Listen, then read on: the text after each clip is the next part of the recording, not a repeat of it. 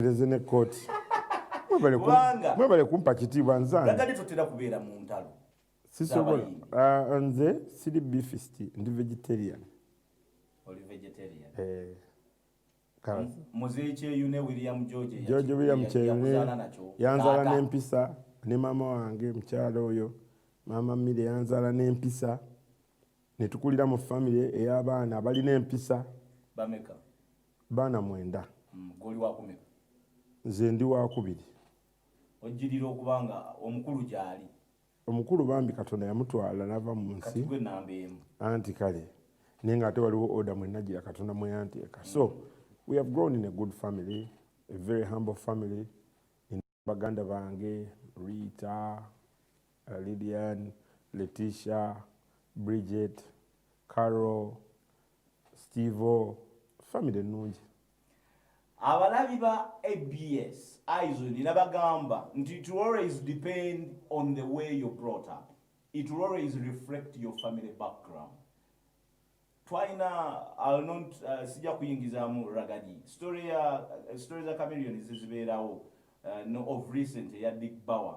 Nabagamba nti the issue is not all about kubeera nti Chameleon yalwanye ne Dick Bauer. Naye tulina okumanya background y'abantu bana ababiri chichi kino ragadi kyayogerako. They were brought up in a very good decent family. Twebaze omukulu njagala bebaza mwami Kyeyune, mukyala Kyeyune, bakojja bange, bajjajja bange abaafa, family mbebaza olw'ensonga nti singa sibbo singa sinze naye nga batubuulira nti omuntu bw'obeera ne family ennene oba family eyekoledde erinnya otya okwonona linnya lya family eyo kuba buli okola ekikyama abantu bagamba ono mutabani w'abaagundi. So saagala kuswaza family yange. Nkulidde mu family eyagala Katonda, nkulidde mu family ababadde omanyi family ezikyankalana singa abazadde bo baawukana n'okula ne maama wo. Omuntu akuze ne maama alina empisa ndala ku muntu akuze ne taata, ate n'omuntu akuze ne bombi abeera n'empisa ndala. Waliwo okubeera nti ensonga zizzewo ezityo kuba si gwozireeta naye buli lw'okula n'abazadde bo balina ekintu kye bakuteekamu. Mwana waffe tokola bw'otyo tovuma bantu. Kyovola omwana akuze yekka alabika mu bikolwa. Omwana akuze ne taata alabika mu bikolwa. Omwana akuze ne maama teri muntu akuba mukyala we waka nga teyalaba taata we ng'akuba omuntu. Mariam wali omukubira. Sikisoboka nga mukubira ki? Mukyala Mariam olakazibwe. Omusajja ono ayinza otulimba wali badde ovaayo nja kukyazaako wana naawe mu programu eno ojombuulire. Newe manjagala okuyomba naye ngulawo kakywengamu kapaketi kalamba nenkagaala. Obeera nga Ferguson we mulembe. Ogaya kakywengamu ebigambo n'obiriira omwo. Ragadi abaana oli mubameka kati? Abaana nina 4. Sanyukidde nnyo ekibuuzo ekyo kubanga abantu basinga bagamba abasajja tetubalirwa baana. Olina okumanya kyobola nti abantu bafunye obuzibu ennaku zino. Omala okufa ne baleeta obwana n'obwotazaala ne batandika ebya DNA. Enze byange tebyetaaga DNA. Baana 4, that's it. Kizungu Makindi agamba ki? Makindi mulungi. Gy'okyali? Ate kati ngendewa. Omuntu eyazimba ennyumba ye takyala. Kati nzenguke. Bwe nali nnoonya ku byabagagga by'abayimbi ojjukira emyaka eyo. Bwe najja ne nkusanga mu Kizungu. Negamba naye tuli mu kunoonya abayimbi abayina kye bataddewo mu myaka ndowooza yali 2008. N'oŋŋamba nti agano ge maka gange nengakuba ebifaananyi nengabala mu bukedde. Nenzirako ne nnoonya Chameleon twakubanga omukoogo nga tunoonya naye ekyasinga okunneewuunyisamu nti gwe muyimbi omu ayasooka okuzimba ennyumba ate n'oteekako studio. Wadde bali abalala ababasookawo Shanks Vivid by the way ali ludda. Mwali mu Uganda. Emyaka egyo mwayimbira Shanks Vivid Emperor Orlando, Menton Sama, Ragadi, Rasta Robo MC Sambuza Gudi gy'emyaka gyammwe. Ne bonna you're still existing and persistent. Tonda mulungi. Ze siyinza gamba nti ndi mugezi. Siyinza gamba abatulaba sagala mbaga nti ndi wakabi. Nze siri wakabi. Katonda yankumi emyaka gino gyonna. Ebintu byenze nkola abantu abatuwagira n'okuba yakayimba ne bakawagira ne bakoyo akasente n'obeerawo n'omwaka ogujja n'oguddako ne bwetyo. Ragadi leka kuba omanyi bino ebintu bamujja mu bya mayorship ne mujja mu kwesimba mukyusa embeera. Ragadi twasingananga mu Siriki mulongi mu gavana muziki ne tugulya wadde tewalwananga ne wanywangako okwokunywa si kubi wanywangako ne mu Bible bagamba bwe bati ono omusajja yayiga okuddamu ebibuuzo nga munaye amufisa dda okunywa nze nywako kyogamba nti ebikompe mu kyaki biba byaki byakunywera mu Jesus yakola atya yafuula omwenge amazzi yagafuula omwenge kakati kitegeeza nti I do not have a problem because this is my route bwe ngowera religion yange ndabira ddala nga okunywa si kibi ne bw'onywa obulungi kasonywa ekyekipimo eddagala lyonna ddungi ne bw'olimira obyofa gwemira akabokisi ka panado kamire olyoka olabe naye nga te panado yakuwonya omutwe naye gwe okatokola overdose kyofuna kyekyo wayagala okunywa pipa ya whisky omanya nti ogenze Ragadi okomawo kwesimbawo nnyo n'amaanyi n'omulundi guno okomawo ngenda kukomawo nga Lord Mayor wa Kampala Ragadi tuve mu byokusa ali ready okulayizibwa Ragadi ogenda kwesimbawo ngenda kwesimbawo tiketi yaki NRM Ragadi nkyogera si kiruma dani kazi ogenda kwesimbawo ku tiketi ya NRM era ngenda mu kamyufu ka NRM era ngenda kawangula era ngenda kubanga nyamba bannayuganda bankuba akalulu nengamba nekyo tekitegeeza nti byodogenda okola tojja bikola era nabikola mbikoze mbadde nyamba ab'obutale mbadde nyamba ababooda mbadde nyamba abataxi mbadde nyamba ababouncer mbadde nyamba bana abakola sabbuuni abakola ebibbo abakola amanda abakola ebizigo so mbadde ngezaako okulaba nti abantu bano basobola okuyambibwa kale ate bwe banteeka mu ofiisi eyo ate nja kubayamba nnyo kuba nja kuba nfunye amaanyi gonna gasobola okubayamba. Polex owereza message kwa sababu n'obuzambuliza Ragadi agenda kudda akomye okuwa meya gwe nkukutudde era tukubuulidde ekituufu kyeki. N'abalala Bena from Kagoma it's okay gwe genda ku WhatsApp message yo wansi awo sindika message Ragadi agambye agenda kukomawo kwesimbawo. Ragadi you're a politician, yes. You're a musician, yes. At the same time you're a businessman. Yeah, man.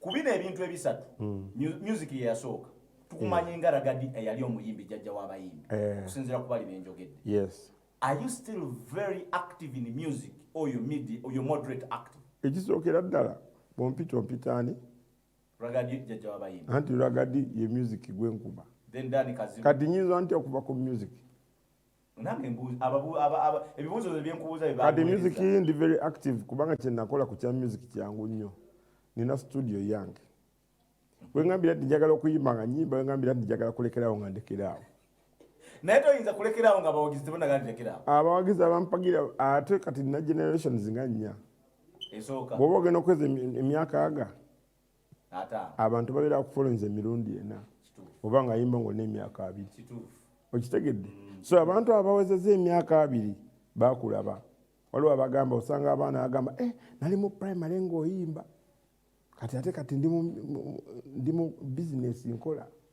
kati kitegeeza generations ezo zikulabye ate lwaki mbivaako kati nga nsobodde okuyimba ebbanga lyonna. Ragadi ng'ennaku z'omwezi zaali 19 Januari omwaka ndowooza gunzijukizemu egutaba 28 ne tugenda Namirembe ne tukuba ebirayiro n'omukyala butereevu oyogedde bulungi ddeeti eyo gijjukiro limyaye ennyo siri muyaye okunoonyereza nagenda nempasa mukyala wange enjagala ennyo research nze eyo ngitegeera naye nga tonnaba kujja kumpa kibuuzo kye njagala kubuuza enthusiasm okwagala ennyo okwo kuba gwe omu ku bayimbi abasookawo okukuba embaga mu generation yammwe kubanga Emperor Orlando gwe wali naye Shanks VVD gwe wali naye Rasta Robe Musizi gwe wali naye n'abalala tumenye mu generation eyo tewali yakikola ate bano abajja after Bakamiiri ne basitula ennyonyi Bobby Wine ghetto gladiator ghetto president n'akuba embaga bonna wabasettingira presidency yes or no? Yes, ndoza nakigezaako actually record gye neemenyera kuba nali njagala nnyo mukyalo wange era mwagala nnyo nze nasooka embaga yange yasooka okubeera mu Serena webale nnyo kuba we twava na mirembe watusembiza ku Serena the first nga Serena bakagigula the first wedding era kye nakola nenga njagala nkola embaga kubanga embaga tebagiddamu naye mu meeting zenamiko tumanyi twa proposinga ko ikotorio mukigoba andi nga abantu batono embaga yange yaleka abantu 2,000 kakati nga njagala nengamba nti njagala nkola embaga nga sijja kutambuza keeke nga njagala buli meezi ebeereko keeke yaayo era bwe kyali banagamba nti njagala nkola ekintu abantu kye batakola kya bulijjo ku mbaga yange nengamba nti sijja kwewola motoka z'abantu nendeeta emotoka zange zezakola embaga yange ezizo nange nga saagala nalina escalade pickup nalina open roof 2 nalina limousine 2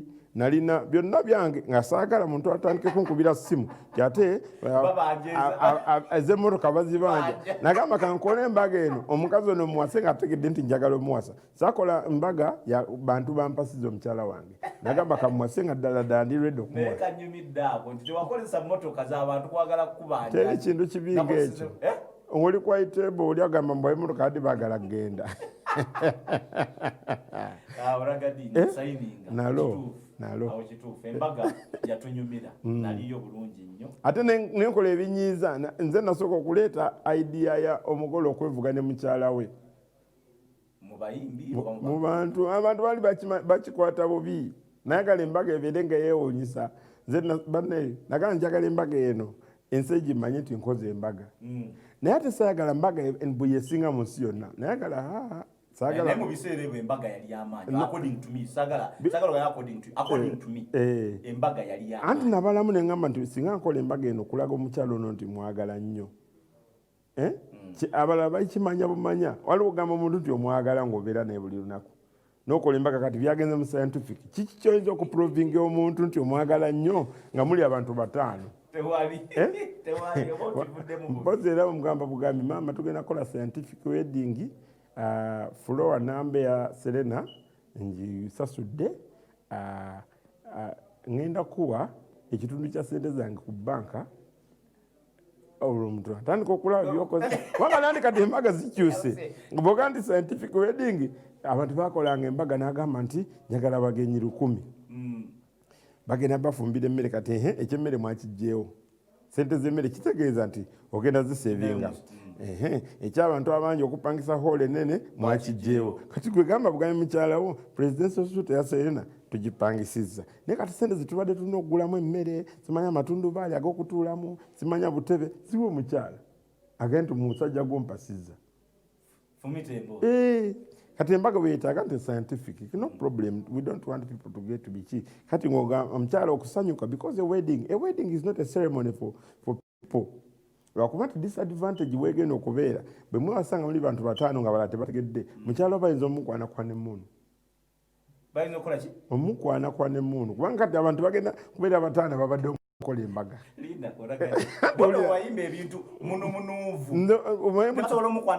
buli kintu ekina advantage kireko disadvantage kakati ekyaleetesanga abantu abangi ku mbagayo ti abantu 2,000 bajja ku mbaga yange ne balya emmere ne banywa bulungi ne bakuba music biki byonna ne bibaawo 2,000 zimaze okutegeera nti lwagadi awasiza mukazi we era tugende tumwogere nako tiyakoze embaga okitegeera n'omukazi gwe yawasiza yonna naye kakati ebya scientific owasa omukazi ng'ensi tekoze eki tetegedde omukazi wamuwasa 19 January 28 okitegedde abaana tuli mu bana olinayo omwana w'ebbali tekiriiyo lwaki tozaalako bbali nina omukyala gwe njagala mukyala mulungi Mariam mumanyi mukyala Brown abantu abasinga okuzaala ebbali problemu ebeera obeera n'omukyala nga si mukwano gwo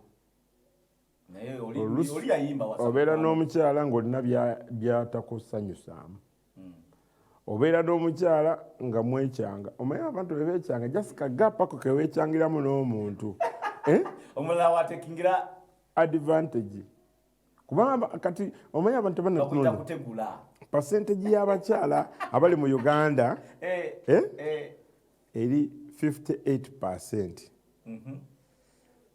Percentage y'abasajja abali mu Uganda eri ekyo ekisigadde. Buli wosanga abakyala 3 waliwo omusajja ogwo kati omukazi andi omukyala kyalina okukola alina okuba nti wookolera mistake ng'ambamu abakyala batulaba wookolera mistake katono ng'omuntu omulala akola ki kati ate abantu bakitegeera bati nti omuntu amala kuzaala mu mwana mu muntu omuntu okuba nga atandika okulowooza ebyomuwasa nebya responsibility kakati kyoba olaba nti that happens then ekirala abantu balina bwafuuka sita andi kati bakyudde ne baba bangi kakati bwamala okufuuka sita atandika okulaba nga byalaba mu nsisi bya bulijjo abantu bonna omuntu yali agezaako okwagala okwogereza abantu ate bamwogereza akati abayimbi abasinga obalaba nga omuyimbi omusanga anabasuga mami nga 6 waliwo ogula engoye waliwo ow'emmotoka ndi munnayuganda mu Uganda ate ng'oli muyimbi akati ojja weetegereza sitole z'abayimbi bonna bozzoolaba kati waliwo abawala abatandise n'obbasibako abaana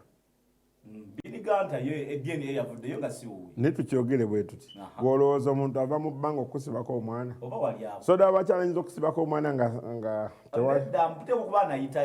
kaakati owa polisi bagambanga nti olabikanga omubbi aba alina gwe yakwatako akufaanana bw'ataba ggwe kirabika oyina naawe gwe wakwatako afaanana oyo wadde si ggwe kati abantu si balalo bamaama bano balaba teri mukyala asobola kuzuukuka ku makya n'agamba nti gwe taata w'omwana ragadde ojja kunsesanya era kamputwisting kubuuzeyo ekirala olw'okuba nti tolina mwana bbali oyagala nnyo mukyala wo ragadi basile queen ennaku zino bategula bategula bakwetegekera ne bakugiraagira ate ngeri gy'oli businessman otuuse emmotoka ez'akabi V8 zimpenkoni zaani zonna kuba bamukula bonna bo bawaguzaako dda amamotoka baani bonna baminisita bajje mu mwezi kati busile queen buno bwali bukwanyeeko okukwana kirala n'okwogera nabo kirala sigambye kwogera naawe kuba nkimanyi bulungi nnyo boogera naawe in a respective way as a leader, as a businessman, as a musician. But my question is, it's very clear. Mu club kanjongere ko mu club eyo gye tutambula tukubira emiziki ne up country gye mugenda wayimbanga nnyo eggulu eyo busile queen obw'ennaku ezo bwali bukukwanyeko ne bukwewerera kale kankubuuze wakwako mu gapu zaabo ekyo ngenda kiddamu kubuuziza kibuuzo bwe basanga mu simu ya pasita nga mulimu esimu y'omusawo muganda kikwatagana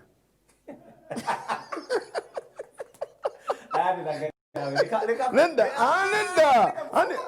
ulira kyenkugamba njagadde nkulage unlike poles attract each other unlike poles repel awo tugeze buli zuuba nti bw'obanga oyagala tabbu zikujjire olaba Slay-Queen ye muntu akeera ku makya nayabya ebyaba ndooza bawulira ba Bad Black n'agamba gundi nakola bwenti gundi nenkola bwenti gundi toddamu okuŋŋamba gundi oyo. You have to be very careful bw'obanga okoze erinnya lyo protecting erinnya lyo beera ng'omukubi w'ebikonde gaadi ziteekewa waggulu gwe manya nti Slay-Queen ekimufuula Slay-Queen tewali kirala okujjako emboozi zalina okujja mu bantu waliwo Slay-Queen gw'osanga n'agamba ze tonyumiza wa superstar nawe gundi ya gundi ye gundi kakati kiki kakati ate Slay-Queen atavaawo gwe zanya ne Slay-Queen oli ekasente ke ali akako omusajja wuyo okozeemu ani atakumanyira enjagala bali ekkako ne bakalya no problem naye oli ekasente ke omukyawe mubiraba ku neeti mubiraba ragadi tugende mpola oli aspirant wa Lord Mayor ragadi datugwangako mu gapu za muwala oba okyogera lwakuba Maria mwala njagadde okugamba nze ndi musajja I meet people, I have friends. Waliwo bantu bosanga amanye emikono gigira bitundu bingi waliwo omukwano ogw'okwesanyusaamu waliwo omukwano ogwa bizinesi waliwo omukwano ogwa technical know-how ng'oli ayagala omuwe contact z'olina ez'abantu kakati abo bonna you cannot run away from them bw'obeera ng'oli muntu mu nsi you'll meet them and then you have to know how to deal with them olina okubeera very very careful because waliwo ebintu by'okola n'abantu ne bikufuukira problem oyinza n'okuba nga tobaagadde naye oli akula bagamba naye mwana wiiki ewedde nakusanga ne gundi ne wiiki yaddako nakusanga ne gundi kakati ate n'olwaliro nkusanze ne gundi wateekwa okuba nga aliwo ekibagatta so no bw'obanga olina ddala ekisookera ddala mufumbo kati nze newezijako empeta yange yiyawo ebeera I have to respect my wife. That is one. Two, mukyala wange akimanyi nti nga bwe mbeera celebrity nga bwe mbeera mu business abakyala bankubira amasimu njogera nabo but nina wenkoma mu kwogera nabo kyangu nnyo bw'otegeera embeera z'omuntu omuntu gw'obadde naye emyaka 2 waliyo n'ababadde nabo emyaka 4 naye ngera still kibava mu ngalo anti kiriwo ekiti tekimuva mu ngalo aba amanyi kyaliko tewali muntu abadde na munne okumala emyaka 4 nga tamanyi weakness za munne buli omu aba amanyi za munne waliwo omuntu ategeera n'okutegeera nti obulwanyi omwenga atandika okwogera ebitakwatagana so n'omutegeera ne bwe yeebaka afuluta nga kapikipiki point ogitegedde so omuntu wamala okumanya let people know about courtship about having fiances about having marriages bw'obanga ogenda kuwasa muntu sooka ofune mukwano gwo kyekisooka bw'obanga ogenda kuwasa muntu wasa omuntu akutegeera waliwo okubeera ne mukwano gwo ntakutegeera kati soda abakyala eno TV yammwe abakyala be bakwata kamera abakyala be bainterviewinga era be bajja okukubira emirundi gisinga abakyala kati ebintu ebyonoona obufumbo bintu bitono nnyo omukyala ayinza okukubira ku makya ennyo saa 11 namugamba netuna ka interview ate sikulaba obuliddewa omanyi esimu y'ekiro eyogera nnyo okusinga eza bulijjo akati nekigenda kireeta obuzibu omukyala bano bokolagana nabo oyinza okubeera wano soda abakyala n'okola music olwaleero n'okuba omuziki abantu ne banyumira nnyo abakola ku station abakyala bano abakamera n'agenda aweereza ka message kyewatukoze eggulo ate abali eri kakati otegeera n'abakulaba bonna baweereza bu message kati ku WhatsApp bujja live buli omu akalaba agamba banna ekyotukola kamala okuweereza banna ekyotukola omukyala ng'agenda akasomako agamba kyewamukoze eggulo ate nga soda abakyala yazereeti nga bamutandise okuyomba naye bw'otegeera gw'odiiringa naye nomanya gigi n'emirimu gyakola obeera mu video aturekodinga video nga abaana bwambadde ebintu naye manya video ngiyimbira bali abalowoleza mu ndowooza eno weeteka mu ngatto zaabwe oyambadde ng'omusirikale ne tuli musirikale point yange ogitegedde because you are doing a presentation teyagala okufaana ne soda w'abakyala wa bulijjo soda abakyala aze ku presentation ye ya professional nga bw'omutunuulidde olaba nga program oyagala ogiraba ku screen raba kala bw'ozikubye bw'ozigattise kati omuntu agamba nti omusajja ono ali professional that is what makes a professional kati kankubuuzeyo ekijja kuba nga kituleeta ku budde obusembayo mukyala wo bwakusaba essimu alabeko oba okkiriza mukyala wo okukwata ku ssimu yo nzikiriza naye essimu yo eba ssimu yo abantu abasinga mu life bakyankalanye ba ssimu kituufu njagala nkubulira amazima the reason lwaki ebeera your mobile phone essimu yawaka buli omu agikwateko si kibi muntu okukwata ku ssimu yo naye njagala kugamba sometimes you will read things you don't understand sometimes oyinza okulaba nga abakyala kati ku ssimu yo gwe soda abakyala soda abasekise owulira erinnya eryo okimanyi nti abakyala bangi bayinza okuba bebakubira okusinga abasajja kituufu ate era lwaki nalinoonya oli kufuula bwetyo abalala tebakitegeera soda abakyala it means very simple nti abakyala be basinga okukyusa endowooza z'abaki point ogitegedde kakati omukyala waba nga atandise okukwata ku ssimu just nogimulekeramu olunaku lumu okimanyi tasobola okukukyawa bulungi nnyo kati naye nga ate agenda kukyawa nga tolina musango kituufu kubanga waliwo abakubiriza kati waliwo abafuna essimu yange n'agamba bannaye rwagadinzo nsanyusa nnyo bannaye simanyi nakyakukolera bannaye wankusanzewa naye nga ate kyayogera kituufu kiba kituufu ayinza okuba yererejja ebigambo ebyo ng'abiwulira bimunyiiza kati n'agenda nkyawa nga ne gwankyayiddeko simumanyi n'okumanya tomumanya exactly point ogitegedde nti essimu bwe banga siiyo sometimes si nonyina kukwatako sometimes omuntu mwe privacy ye akole ku kyayagala ragadi tukyafumita emboozi webale nnyo fik obudde obwotwongeddemu ne omukulu innocent ne pastayiga abizaayo tukyafumita emboozi ragadi more 20 minutes to go weereza message yo genda ku simu yo weereza message yako ku WhatsApp we shall be able to share them with you the views your comments supplements your questions or whatever tukyalina ragadi tufumita mboozi tugezaako okulaba bulamu bwa celebrity bwe bufaanana tugezaako okulaba gwe omuntu wa bulijjo abantu be bayita ba superstar lwaki tubeegomba nnyo? At the end of the day we wrong ourselves, we make errors, we don't survive the storm olw'ensonga nti tulowooza nabo banjawulo. So bye bibuuzo bino byenfumitamu ne Ragadi because jjajja w'abayimbi is a legend, is a star and is a celebrity. Era kintwala ku kigambo kyenjagala nga gwe jjajja w'abayimbi. How do you define a celebrity? Celebrity, and before you come in, nze I've always got challenges nga ngamba abantu nti according to the definitions of a celebrity, mu Uganda tulinamu ba celebrity babale. You either make me right, you either quote me right or wrong, or you make me corrected. But celebrity mu Uganda tubala babale. Kituufu. Era nga nze strongly I say nze celebrity gwe mmanyi asooka ye Ssaabasajja Kabaka wa Buganda. Kituufu. Celebrity abalala bagwa mu bayimbi besijja kumenya okusinziira ku definition gy'ogenda okuwa abalabi. Okay, definition of a celebrity is a celebrated person. You become a celebrated person ng'abantu bakukkiririzaamu, ng'abantu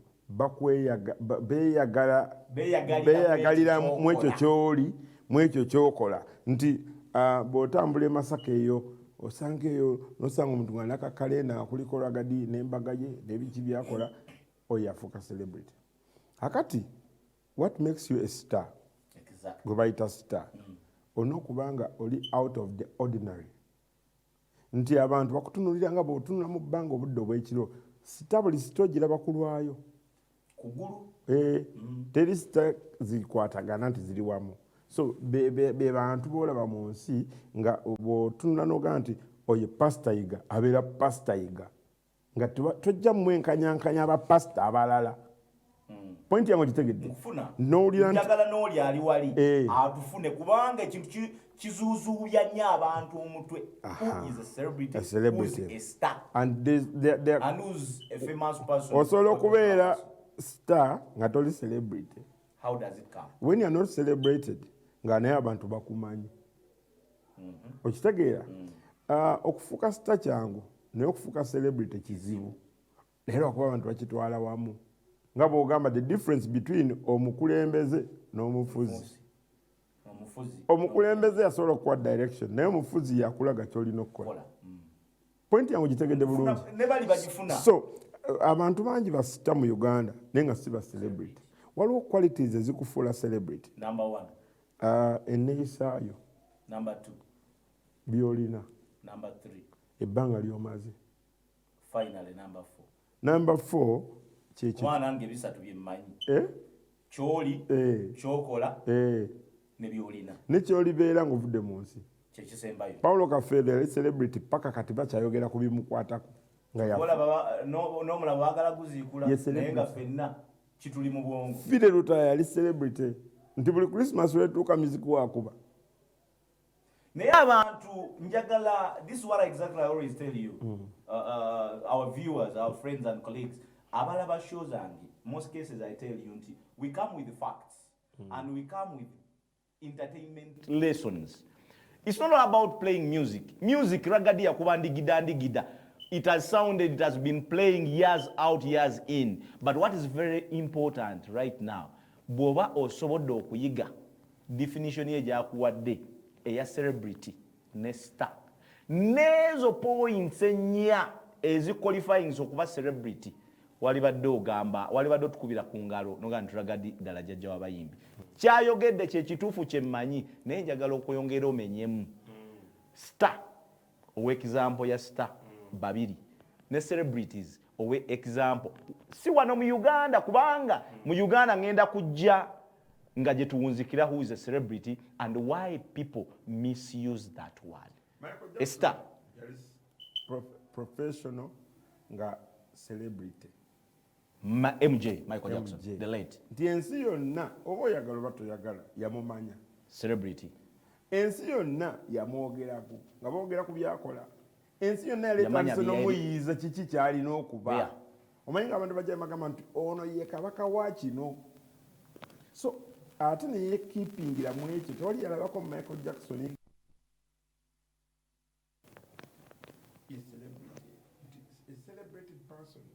Olaba ndabanga Ssaabasajja Kabaka tebamugezaageza ku bantu. Abantu balina ebipande bya Ssaabasajja Kabaka babisabanga Katonda. Amannya gaalina gokka gamufuula okuba nti oyo tebamuzannyirako. Okiwulira? Naye ng'ate waliwo abantu abalala nga oyinza obbategeera kanjogereko nga ku bagenzi. Omugenzi Master Blaster yali alina akayimba ke. Kayimba ki nga sikajjukira. Okamanyi. Ate Ragadi nkugambye akayimba sikajjukira. Tulaba akamanyi. Kaakati. Naye meeyo ojja kuba wa bizibu. Meeyo ogenda kuba tojja kujja mu show ogezeeko ssebo ddamu ebibuuzo byange akayimba sikamanyi n'omulabi takamanyi. Omulabi akamanyi. Bw'okwata essimu yo abantu abasinga balina data nonyiga Mr. Gogosa who is Master Blaster which song did he sing kajja. Tugende maaso nkwagadde nnyo. Kakati so ayinza okuba nga yayimba akayimba naye nga tuyinza ate mwenkanyankanya na Juliana Kanyomozi. Pointi yangu gitegedde. Nkufuna bulungi nnyo. Point mugitegedde. Nti Juliana Kanyomozi ne batakuba luyimba lulala abantu bakoze gwe balaba. Nina omuntu nasanze eggulo tunaye twabadde nga tutuddeko n'aŋŋamba mwana gwewunanya omusajja gwe nti kiki okimanyi nali mu P4 okuba oluyimba ate kakati nange ndi wano ntudde naawe. Ekitegeera. That man grew up celebrating. Linda oluyimba kiro yayogerako bamusakata. Yabadde ayogera ku Sise Komawo. Sise Komawo. Sise nkumanyi exactly. Akayimba kakubanga n'aziniramu ku daddi we n'amuwa ssente. Nakulanga ayagala ekintu kye bayita ragadi kubanga bwe bamuwanga ssente nga bagenda ku dduuka ne bagula biscuit. Ne beekoonera. Kati nga musajja mukulu n'agamba ne mwana nze nkwewuunya. Nadde ku neti nga ndaba akayimba kakapya akannaalu. Nengamba naye n'omusajja alina emyaka emeka kubanga yali mu P4 nga talaba nze nkoona eki. Tukonkona 5 we twogera tulina na musanvu tukonkona 5. Just era Katonda mwana wa kabinyo kubanga kankubulire gye emyaka gyonna gye tuyiseemu n'ebikemo bye tuyiseemu n'okutuuka wano. Manyi ga Katonda. N'otunulira abantu nga oba oyagala oba toyagala. Mbeera mpitawo nga mvuga emmotoka yange ogenda okulanga oli akamala. Kiragadi kiikyo. N'otawuliramu buzibu. Oli tayombye. Akwewunyiza okulaba tokusuubira wakulabye. Kituufu. Kakati ate nga Sinti alina amaalo. Omuntu muto akuza bamuwulira ku TV bamulaba ku leediyo tozobirabo gavumenti omusajja oyo wakabinyo. Kati ekikufuula wakabisi ate si ggwe bo Katonda kye yakuteekamu. Era lumu onzijukiza woleesa ekyo Ragadi. Lumu nagambako omuntu nti you see emikisa mpewo. Yes. Ne mu ddirisa ne mukamooli gikola ki giwaguza. Ne ngambako omuntu nti ondaba nze bampita Semakula Soda original ndi omu mu Uganda. Ekikufuula ow'enjawulo byebyo byokola Katonda byakuweeramu omukisa gwo. Namba 2 ekikufuula ow'enjawulo gy'emikisa maama wo ng'akufulumya mu lubuto empewo gyakufuuwako n'agigatako egya Katonda gye yasindi. Kituufu nnyo. Ne bw'oliyagala soda tagenda kufuuka Ragadi ne Ragadi tagenda kufuuka soda. Era kyenjagadde abantu abatulaba bamanye maama wo ne taata wo be bakatonda b'oku nsi. Tisinga abantu abo tebakubulesinga. Abantu bonna abayisizaawo be bamaama baabwe era baggwa bwe bati. Maama wo kaligamba mwana gwe ompisizaawo ne mwana gwe genda manya nti ogenze kubonaabona. Katonda waakuvuddemu ow'oku nsi. Kati ojja sigaza Katonda w'omuggulu naye ate naye akujaji ng'agambe gye nakutuma ate wavuddeyo kati kankulage. Ragadi era nga nkuzaayo wali ku celebrity wampadde omu Michael Jackson nakugambye mpa abantu 3 nompa ne Ssaabasajja Kabaka wane Uganda. Madonna muyimbi nakinku nakula mpulira Madonna ate akyaliyo naye nga bw'owulira akayimba prayer n'ebigambo sibimanyi nakyo kyomanyi naye ono omukyalo ono buli kimu kyakola abantu bakyembulesinga kuba byakola si bya bulijjo nti oba oyagala okakasa nti omuntu celebrity tojjanga ayambadde luwande tojjanga kati nyambadde kooti nyangu nnyo bwe nkubula sente sooka otulagire ebbe eno abalala bayinza oba tebagitegeera eno lebo ogiyita nti nyangu nnyo naye eno lebo kati ebyo bintu celebrity tolina kulabika nga abantu abalala. Era omuntu okugenda okukola nti oyo celebrity mu America bo kyabasukkako oli agenda n'agamba munkulemu amannyo gano gonna munteekemu gold yekka. Naye ng'omanyi lwaki akikola atuuse tasobola kuvuga motoka 2 mulundi gumu oba 10 mulundi gumu era ajja kutulamu emu. Nagaa ne kati nkoze ntya nayambala chain ya bbeeyi nga bw'otadde. Celebrity olatandise qualities of a celebrity. Ng'ovudde ku kino kye boogera nga celebrity waliwo kye olina okulabika, waliwo bw'olina okuwunya. Tolina kuwunya nga embuzi ensajja. Oyogedde ku chain nenjogera Diamond Platinum zino lebo za Wasafi. Aldayo agadi onzanyusiza nnyo. Toyinza kuwunya nga mbuzi nnume.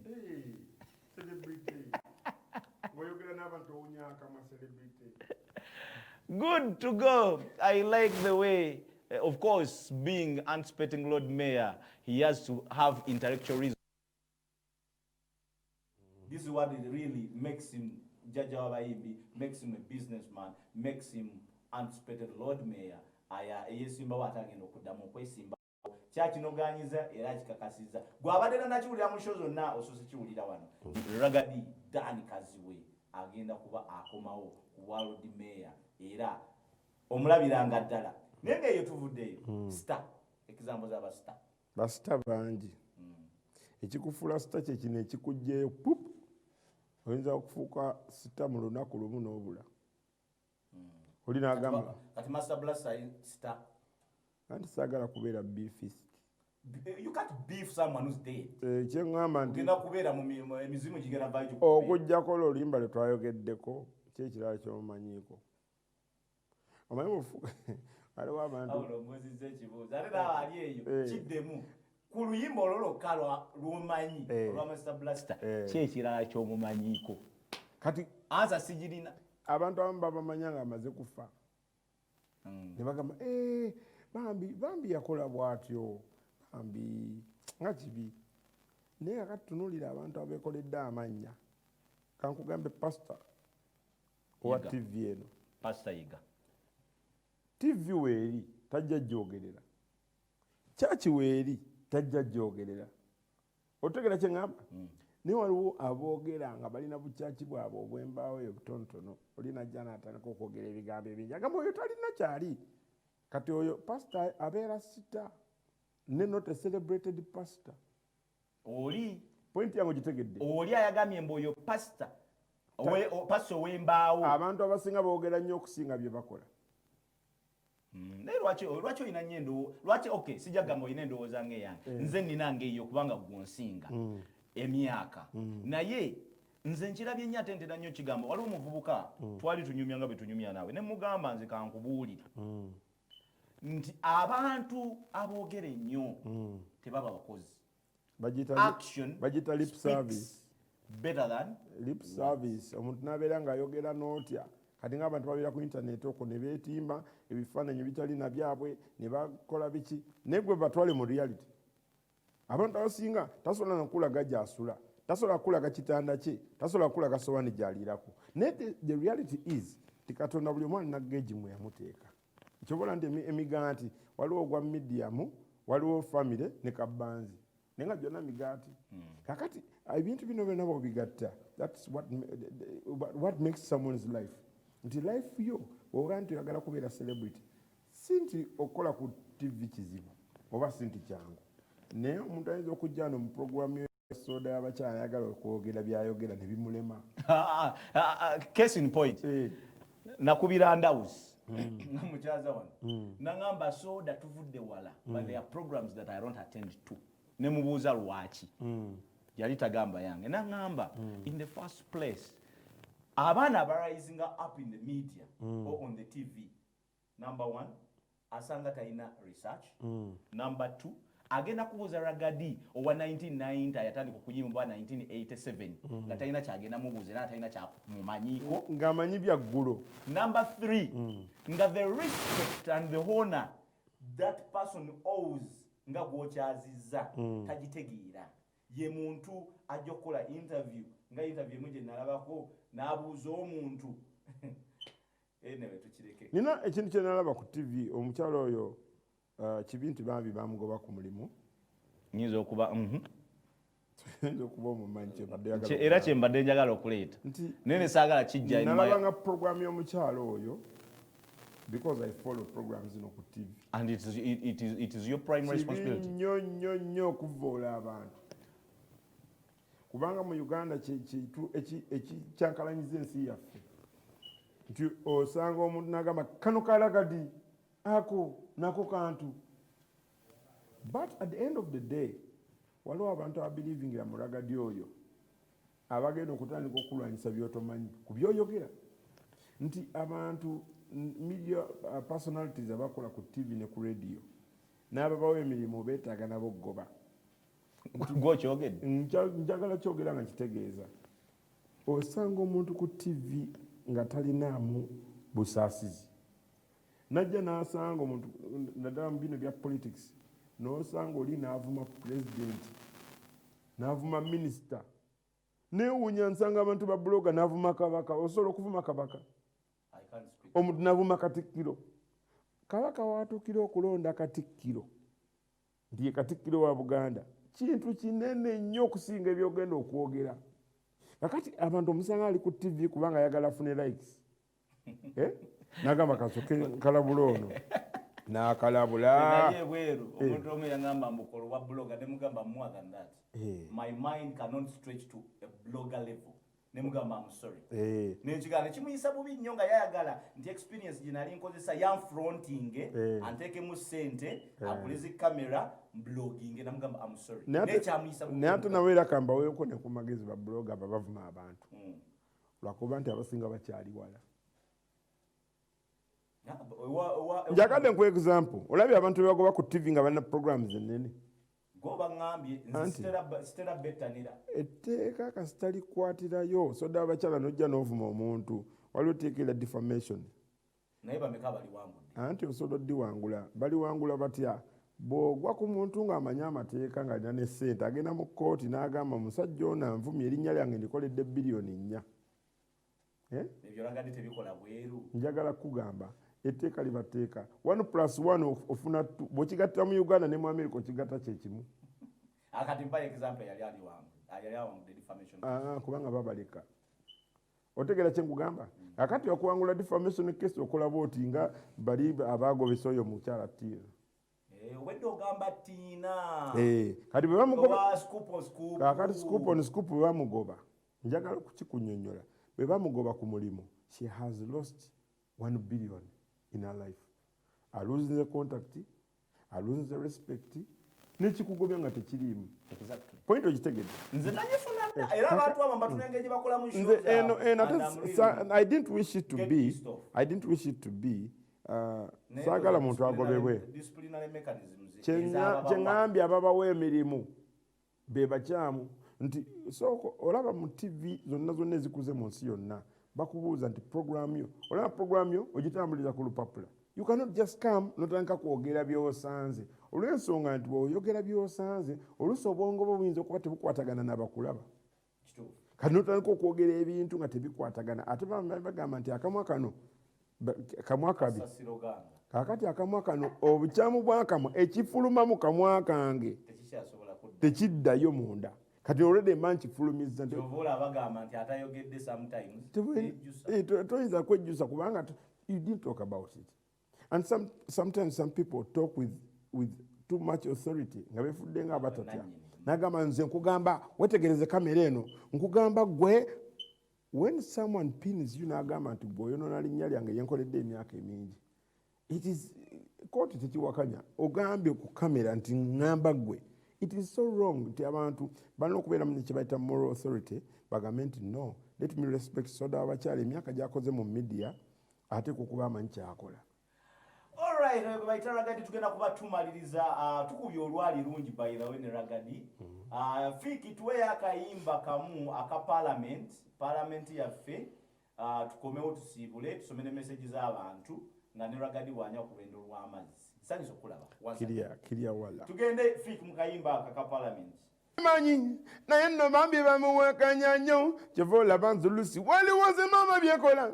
nga palamenti yange yempabyeko tunenya ntoyomba palamenti yange yelimu etabu. Thanks so much, Ragadi, Yeah, for man. that voice. Thank you so much, my Respect. mayor to be. Respect, Ragadi no Dani respect. Kazibe. Tugenda kubanga tuzaida dakika 3 zokka tubenga tuva wano era muzino kandabe messages bawereza Ragadi abadde abuuza.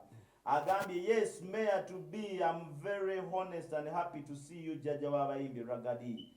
Tatade Kolinya. Ono n'agamba Mbena from Kagoma. Thanks for the show. Very interesting and entertaining. Ragadi salute.